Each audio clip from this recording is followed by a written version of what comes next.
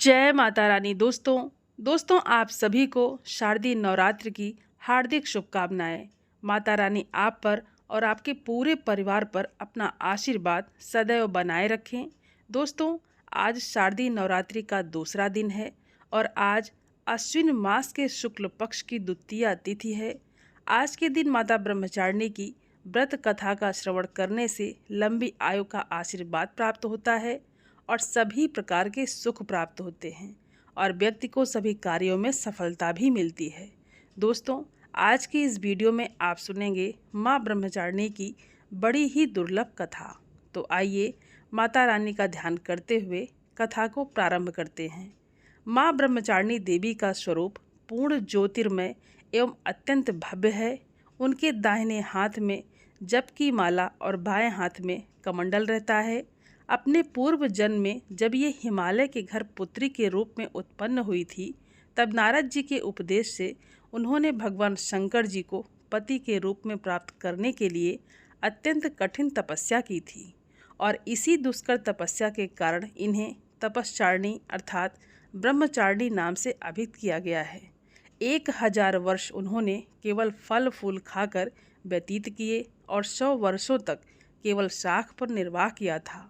कुछ दिनों तक कठिन उपवास रखते हुए देवी ने खुले आकाश के नीचे वर्षा और धूप के भयानक कष्ट सहे। इस कठिन तपस्या के बाद 3000 वर्षों तक केवल जमीन पर टूट कर गिरे हुए बेलपत्रों को खाकर वो भगवान शिव की आराधना करती रही।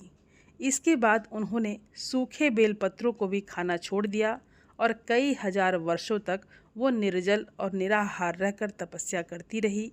पत्तों को भी खाना छोड़ देने के कारण उनका एक नाम अपर्णा भी पड़ गया। कई हजार वर्षों की इस कठिन तपस्या के कारण ब्रह्मचारिणी देवी का शरीर एकदम क्षीण हो गया। उनकी ये दशा देखकर उनकी माता मैना अत्यंत दुखी हुई और उन्होंने इस कठिन तपस्या से उन्हें विरक्त करने के लिए आवाज़ दी। तब से देवी ब्रह्मचारिणी का एक नाम उमा भी पड़ गया और उनकी इस तपस्या से तीनों लोकों में हाहाकार मच गया।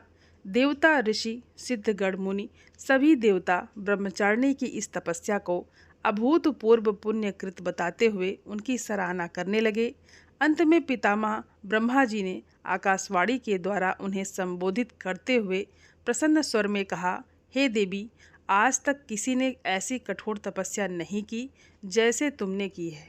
तुम्हारे इस अलौकिक कृत्य की चारों ओर सराहना हो रही है। तुम्हारी मनोकामना सर्वतोभावेन परिपूर्ण होगी। भगवान चंद्रमौली शिव जी तुम्हें पति रूप में प्राप्त अवश्य होंगे। अब तुम तपस्या से विरत होकर घर लौट जाओ। शीघ्र ही तुम्हारे पिता तुम्हें बुलाने आ रहे हैं। माँ ब्रह्मचारिणी की इस कठोर तपस्या को देखते हुए भगवान शिव जी ने कई बार उनकी परीक्षा भी ली। उस परीक्षा में देवी माँ उत्तीर्ण हुई और इससे प्रसन्न होकर महादेव भगवान भोलेनाथ ने माता ब्रह्मचारिणी को अपनी अर्धांगिनी स्वीकार किया और उन्हें आशीर्वाद दिया तथा उनसे विवाह किया। माँ दुर्गा का ये दूसरा स्वरूप भक्तों और सिद्धों को अत्यंत फल देने वाला है। उनकी उपासना से मनुष्य में तप, त्याग, वैराग्य, सदाचार और संयम जैसे गुणों की वृद्धि होती है। जीवन के कठिन संघर्षों में भी व्यक्ति अपने कर्तव्य से विचलित नहीं होता है। माँ ब्रह्मचारिणी देवी की कृपा से उसे सर्वत्र सिद्ध और विजय की प्राप्ति होती है। लालसाओं से मुक्ति के लिए माँ ब्रह्मचारिणी का ध्यान लगाना बहुत ही श्रेष्ठ माना जाता है। दुर्गा पूजा के दूसरे दिन इन्हीं के स्वरूप की उपासना की जाती है और इसी दिन साधक का मन स्वाधिष्ठान चक्र में उपस्थित होता है और इस चक्र में अवस्थित चित्त वाला योगी ब्रह्मचारिणी जी की कृपा और भक्ति सहज ही प्राप्त कर लेता है। प्रेम से बोलिए माता रानी की जय। दोस्तों आइए अब सुनते हैं माता रानी की दूसरी कथा। एक राजा और एक रानी थी।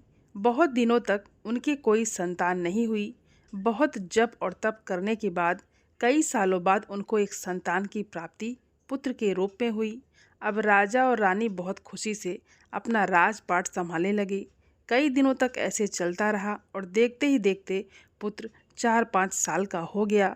एक दिन की बात है, रानी दोपहर में बच्चे के साथ सो रही थी और बच्चे की नींद खुल जाती है और वो उठकर बाहर की ओर जाने लगा क्योंकि उसको बाहर जाने नहीं दिया जाता था।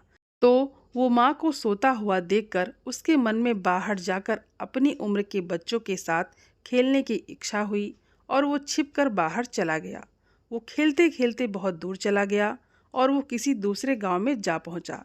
इधर जब रानी की नींद खुली तो वो बच्चे को अपने पास ना देखकर बहुत हैरान हो गई। फिर बच्चे की खोजबीन शुरू हो गई।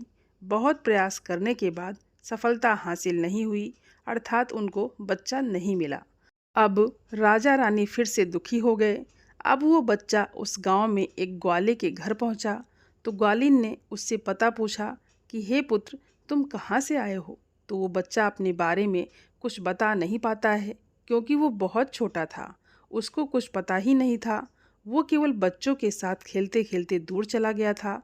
तो ग्वाले ने कहा कि जब ये बच्चा अपना नाम नहीं बता पा रहा है तो इसको अपने पास रख लो। जैसे तुम्हारे 2 बच्चे हैं वैसे ही ये तीसरा भी रहेगा। अब इधर वो बालक ग्वाले के बच्चों के साथ घुल मिलकर खेलने लगा और कुछ दिन बीत भी गए। एक दिन ग्वाले की नज़र उस बच्चे के हाथ पर पड़ी तो वो देखा कि उसके हाथ में किसी का नाम लिखा हुआ है। तो वो बच्चे से पूछा, पुत्र, ये किसका नाम है। तो उस बच्चे ने कहा, ये हमारे पिताजी का नाम लिखा है। तो ग्वाले ने कहा कि हम आपके पिताजी का नाम ढूंढते हुए घर पर चलेंगे। अब देखिए, इधर जब राजा शिकार पर निकल जाते हैं तो रानी रोज अपने बच्चे को इधर उधर ढूंढती है, क्योंकि माँ का हृदय था। वो दिन भर तड़पती अपने बच्चे की याद में इधर उधर बाग बगीचे में देखती कि कहीं मेरे बच्चे का कोई संदेश आ जाए। रानी यही सोचती कि इतने दिन बाद एक संतान हुई थी तो मैंने लापरवाही में वो भी अपने हाथ से गंवा दी। अब रानी एकदम निराश होकर एक गांव में पहुंची तो वहां उसने देखा कि कुछ औरतें मिलकर देवी माता की पूजा कर रही थी।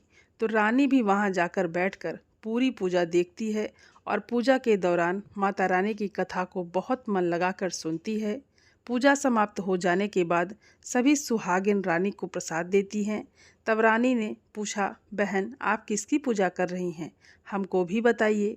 तब सभी सुहागिनों ने कहा कि हम माँ भवानी, माँ दुर्गा की पूजा कर रहे हैं। माता बहुत ही दयालु हैं, ये अपने भक्तों के संकट को क्षण मात्र में दूर कर देती हैं। बस ध्यान लगाने वाली बात है और आपकी मनोकामनाएं भी तुरंत पूरी हो जाती हैं। जब आपकी मनोकामनाएं पूरी हो जाए तो आप तुरंत माँ देवी की पूजा करिए और उनकी पूजा को कभी टालना नहीं चाहिए। तो रानी ने अपने मन में सोचा कि अगर माँ भवानी, माँ दुर्गा ने हमारा बच्चा सकुशल वापस हमारे घर पहुंचा दिया तो हम भी इसी तरह से सभी सुहागिनों के साथ माता रानी की पूजा करेंगे। उधर रानी का ये मन्नत मांगना हुआ और इधर ग्वाला बच्चे को लेकर उसके पिता की तलाश में निकल पड़ा। वो कई जगह ढूंढते हुए काफ़ी देर बाद गांव के किनारे पहुंचा तो एक व्यक्ति से पूछा कि भैया, इस नाम के व्यक्ति को क्या आप जानते हैं। तो वो आदमी ने बताया, हाँ भैया, ये हमारे राजा का नाम है, उनका पुत्र खो गया है, क्या ये उन्हीं का पुत्र है। ये बताकर ग्वाले को घर का पता बताया। ग्वाला जब बच्चे को लेकर राजा के द्वार पर पहुंचा तो राजा रानी ने अपने बच्चे को देखकर लिपट कर रोने लगे और बार बार ग्वाले का धन्यवाद करने लगे। तो राजा ने पूछा कि भाई, इसको आपने कहाँ पाया। तो ग्वाले ने कहा, राजा साहब, ये बालक घूमते घूमते हमारे गांव आ पहुंचा था। तब हमने इससे इसका पता पूछा तो बालक कुछ नहीं बता पाया। एक दिन खेलते खेलते जब मेरी नज़र इसके हाथ पर गई तो उस पर नाम लिखा हुआ था और उसी नाम के सहारे हमने इसको आप तक पहुंचाया है। दोस्तों, रानी की खुशी की सीमा नहीं थी। रानी ने राजा से कहा कि ग्वाले को खूब धन दौलत देकर विदा कीजिए, लेकिन ग्वाले ने कुछ भी नहीं लिया और कहा, जितनी खुशी आपको है आपका पुत्र पाकर, उतनी खुशी मुझे भी है कि मैंने आपकी धरोहर को आप तक पहुंचाया है। अंत में राजा ने ग्वाले को धन देकर विदा किया। अब रानी को ये तुरंत याद आ गया कि वो माता रानी की मन्नत मांगी थी, उनकी पूजा करने का और नवरात्रि का व्रत करने का। तो रानी ने राजा से कहा, हमने माँ दुर्गा का मन्नत मांगा है, हमें नवरात्रि का व्रत करना है, हम नवरात्रि का व्रत करेंगे और नगर की कुछ स्त्रियों को निमंत्रण दीजिए और तुरंत माँ भवानी की पूजा कीजिए। रानी ने तुरंत माता की पूजा करने वाली सारी सामग्री इकट्ठा करवाई। माता रानी की पूजा की सारी व्यवस्था की गई। सभी सुहागिनों ने मिलकर माता रानी की विधिवत पूजा की और माँ भवानी दुर्गा माता का गीत गाया।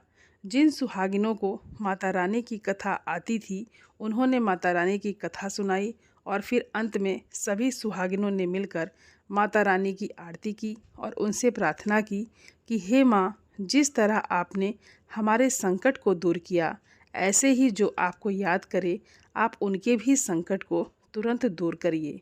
हे माँ, आपका स्वभाव बड़ा ही दयालु है, बड़ा ही सहज है, बड़ी ही कृपालु हैं। जय माता रानी, जय अम्बे माँ। दोस्तों, उम्मीद करती हूँ ये वीडियो आप सभी लोगों को बहुत अच्छी लगी होगी और आप सभी सनातनी भाई बहनों से मेरा विनम्र निवेदन है, मेरे चैनल को सब्सक्राइब ज़रूर कर लें और वीडियो को लाइक और अपने फैमिली फ्रेंड के साथ शेयर ज़रूर करें। आप सभी को जय माता रानी। धन्यवाद दोस्तों।